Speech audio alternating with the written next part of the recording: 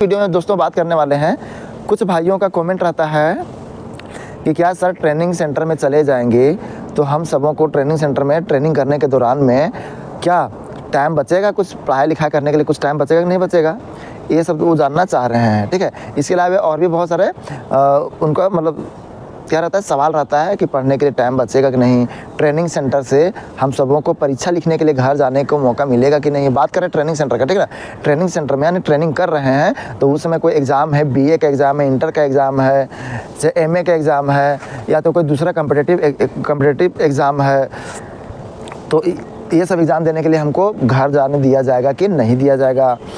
इसके अलावा मामू के बेटा का शादी है, चाची के बेटी का शादी है, ठीक ना, तो फुआ के बेटा बेटी का शादी है या तो और भी कुछ ओकेज़न है, ठीक ना, तो ट्रेनिंग के दौरान हम लोग को घर शादी में परीक्षा लिखने के लिए जाने दिया जाएगा कि नहीं दिया जाएगा। ठीक है, तो दोस्तों ये सभी सवाल के जवाब आप सबको हम दे रहे हैं। सबसे पहले बात करते हैं कि ट्रेनिंग सेंटर में या तो फिर फ़ौज में ज्वाइन करने के बाद, ठीक है, आप सबों को पढ़ने के लिए टाइम मिलेगा कि नहीं मिलेगा। ठीक है, तो ट्रेनिंग सेंटर में जब तक 1 साल का ट्रेनिंग जब तक कंप्लीट नहीं होगा, आप सबों को 44 से 47 वीक का ट्रेनिंग कंप्लीट नहीं होगा, तब तक आप लोग बहुत ज़्यादा इंगेज रहेंगे, बहुत ज़्यादा डिस्टर्ब रहेंगे, पूरा मेंटली और फिजिकली पूरा थके हुए रहेंगे।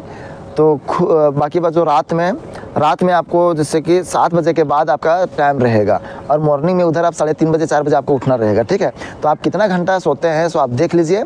उधर 4 बजे अगर मिनिमम 4 बजे भी उठते हैं और इधर जैसे कि 7 बजे के बाद आपका खाली टाइम है, क्योंकि इधर ब्रीफिंग वगैरह होता रहता है, खाना पीना सारा कुछ करना रहता है। ठीक है, तो 7 बजे के बाद या तो 7:30 बजे के बाद आपका टाइम पूरा बच जाएगा। उसके बाद जितना आपको पढ़ना है, जितना आपको सोना है, पढ़ना है तो पढ़िए, ठीक ना, तो आपको 2-3 घंटा आपका भी निकल सकता है। ठीक ना, अगर आपको शरीर आपको साथ दे रहा है कि हम थके हुए नहीं है, मन आपका हल्का फील हो रहा है, अगर लगता है कि हम पढ़ सकते हैं तो पढ़ने वाले लड़के पढ़ते हैं। बाकी बात वही बात बोल रहे, टाइम वहाँ पर आप निकाल सकते हैं, आपके ऊपर डिपेंड है। तो ये रात में ही जो आपका टाइम बचेगा वही, और बाकी बात दोपहर में भी आपका 1 से 1.5 घंटा आपको बचेगा, जिसमें आप उधर ट्रेनिंग करके आएंगे बैक टू बैक, तो उसमें आपको रेस्ट भी करना है, थके हुए रहेंगे तो आप रेस्ट करेंगे कि पढ़ेंगे, ये आपके ऊपर डिपेंड है। ठीक है, तो ये हुआ ट्रेनिंग सेंटर में आपको पढ़ने का मौका मिलेगा कि नहीं मिलेगा, तो एक चीज़ ये हुआ। दूसरी चीज़ है, जब ट्रेनिंग खत्म हो जाएगा और नौकरी पर आएंगे दोस्तों, ठीक है, जब ज्वाइनिंग आपका पोस्टिंग हो जाएगा कहीं और, ठीक है, तो वहाँ पर आप लोगों को पढ़ने का मौका नहीं मिलेगा कि नहीं मिलेगा, सोच लीजिए। तो ट्रेनिंग खत्म होने के बाद जब पोस्टिंग आपका हो जाएगा तो वहाँ पर आप सबों को पढ़ने का मौका बहुत ज़्यादा मिलेगा, क्योंकि अगर सीआईएसएफ में आते हैं, ठीक है, सीआईएसएफ में आते हैं और कुछ तो उसमें क्या है कि उन जगह पर जहाँ पर पोस्टिंग हो जाएगा, जहाँ पर 8 घंटा की ड्यूटी है, तो 8 घंटा ड्यूटी करेंगे तो उसके बाद आपको क्या है पता है, पूरा 16 घंटा जो है आपका पूरा खाली का खाली रहता है। कोई ऐसी जगह है थोड़ा बहुत कुछ वर्किंग वगैरह चलता होगा या तो ब्रीफिंग वगैरह कुछ होता होगा, ठीक है, फॉलिंग वगैरह होता होगा, थोड़ा बहुत टाइम उसमें जाएगा, लेकिन आपका पास पूरा बहुत ज़्यादा टाइम बचेगा। ठीक ना, 8 घंटा ड्यूटी खत्म होने के बाद 1-2 घंटा और बर्बाद ही मान लीजिए। ठीक है ना, तो मान चले कि 10 घंटा या तो 12 घंटा मान के चलिए, 12 घंटा आपका बर्बाद हो गया। बाकी जो 12 घंटा था उसमें से आप सोना भी उसी में है, नहाना, खाना, कपड़ा धोने से सारा काम करना है, फिर भी आपका पास तो 5-6 घंटा आराम से बच जाएगा। ठीक ना, और कुछ ऐसे जगह है जहाँ पर 8 घंटा ड्यूटी करो, उसके बाद आपके पास टाइम ही टाइम है। ठीक ना, 16 घंटा आपके पास है, आप 6 घंटा सोइए, 5 घंटा जितना भी सोना आप सोइए, उसके बाद पूरा जो टाइम बचा है वो पढ़ना ही वाला है। तो इसलिए इस सवाल का यही जवाब है कि पढ़ने के लिए आपके पास टाइम अवेलेबल हो जाएगा। तो उम्मीद करते दोस्तों ये बात समझ में आ गया होगा कि ट्रेनिंग सेंटर में पढ़ने के लिए भी टाइम मिल जाएगा, लेकिन कम मिलेगा, लेकिन जब आपको पोस्टिंग हो जाएगा तो वहाँ पर आपको पढ़ने के लिए बहुत ज़्यादा टाइम मिलने वाला है, बशर्ते आप कितना ज़्यादा पढ़ सकते हैं। ठीक ना, आप पढ़ के थक जाएंगे, इतना टाइम मिलता है पोस्टिंग के बाद। ठीक है, तो ये सवाल हो गया कंप्लीट।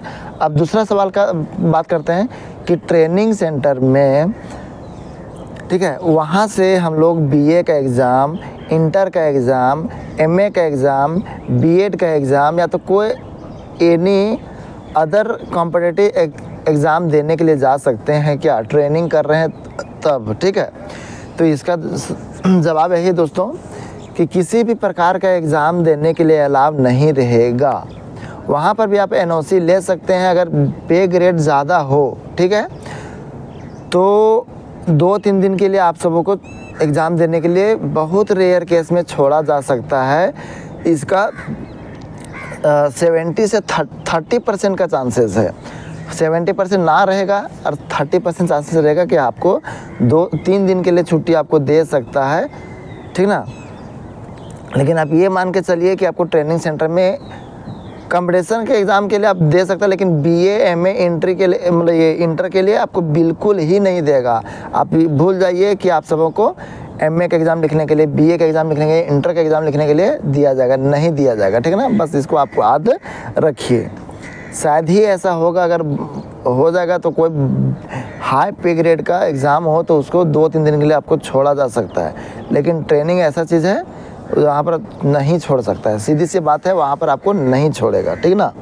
तो ये हो गया, एग्ज़ाम वगैरह बाद में होगा, उसके बाद नहीं छोड़ेगा यहाँ पर। अब नेक्स्ट क्वेश्चन की बात करते हैं कि फूआ का बेटा बेटी का शादी है, मामा का बेटा बेटी का शादी है, या तो कोई मामा है मैं कम एज का, उसका शादी है, मौसी का, मतलब सुनने में लगता है इससे छोटा, लेकिन मौसी का मतलब एक होता है ना कि छोटा रहता है, तो वो सब कुछ भी रिलेटिव में कोई भी शादी हो, किसी का शादी हो, ठीक है, तो वहाँ पर आप अटेंड कर सकते हैं, आपको जाने दिया जा सकता है। चाचा के बेटा बेटी का शादी है, चचेरा भाई बहन का शादी है, तो यानी आप सबों को छुट्टी मिल सकता है, ऐसा लोगों का सोच रहता है, ठीक ना।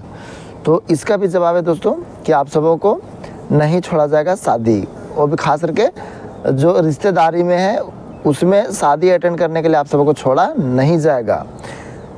कब छोड़ा जाएगा? जब आपका अपना भाई हो, अपना भाई अपना बहन हो, ठीक है, यानी ब्लड रिलेशन में हो, शादी के बाद अपना भाई अपना बहन हो, तब आप सबों को छोड़ा जाएगा, वो भी कुछ ही दिनों के लिए।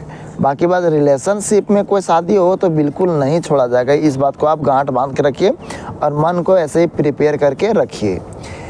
एक और सवाल उठता है कि तबीयत ख़राब अगर किसी का है, वैसे आपका तबीयत ख़राब हो जाता है, ज़्यादा अर्जेंट मतलब ज़्यादा दिक्कत हो जाता है, कुछ भर्ती उर्ती टाइप में हो जाता है, या तो फिर कुछ बेड रेस्ट टाइप में आपको मिल जाता है, तो आपको घर भेज दिया जाएगा, वहीं पर आप आराम करेंगे, ठीक ना, वो अलग बात है। लेकिन बोलेंगे कि जैसे मम्मी और पापा सब किसी का ज़्यादा सीरियस मैटर हो जाता है तो कुछ दिन के लिए भेजा जा सकता है, लेकिन अगर कुछ अनफॉर्चुनेटली दुर्भाग्यवश किसी तरह से किसी की मौत या तो कुछ हो जाता है, तो इस तरह से अपना ब्लड रिलेशन में ऐसा होता है तो आप सबों को वहाँ पर भेजा जा सकता है, ठीक ना। लेकिन रिश्तेदारी में कुछ अगर किसी का मौत होता है तो वहाँ पर आपको जाने नहीं दिया जाएगा, ठीक है। तो ये जो सवाल लोगों का उठता होगा, मतलब दिमाग में ये सब सवाल चलता होगा, तो इसका जवाब यहाँ पर आप सबों को मिल गया, ठीक ना। लेकिन जब वो ट्रेनिंग सेंटर हो जाएगा कंप्लीट, ट्रेनिंग कंप्लीट हो जाएगा, अब जब पोस्टिंग में आ जाएंगे, ठीक है, तो आपका पास जो छुट्टी बचेगा वो छुट्टी का आप बचा के रखिएगा, जिसमें आपको जाना रहेगा उसमें आप जा सकते हैं। छुट्टी आपका नहीं बचा रहेगा और सोचेगा हमको छुट्टी जाएंगे तो आपको कोई छोड़ेगा नहीं। जितना भी छुट्टी आपको साल में दिया जाता है वो छुट्टी को आपको बचा के रखना है, मैनेज करके चलना है। कब कब छुट्टी जाना है वो प्लानिंग करके रखना होगा, तभी आप बुरा समय में, अच्छा समय में, खुशी के समय में, शादी हो या तो कुछ भी हो, वहाँ पर आप अटेंड कर सकते हैं, ठीक ना। मनचाहा तरीके से छुट्टी जाना चाहेंगे तो आपको नहीं मिलेगा, ठीक है।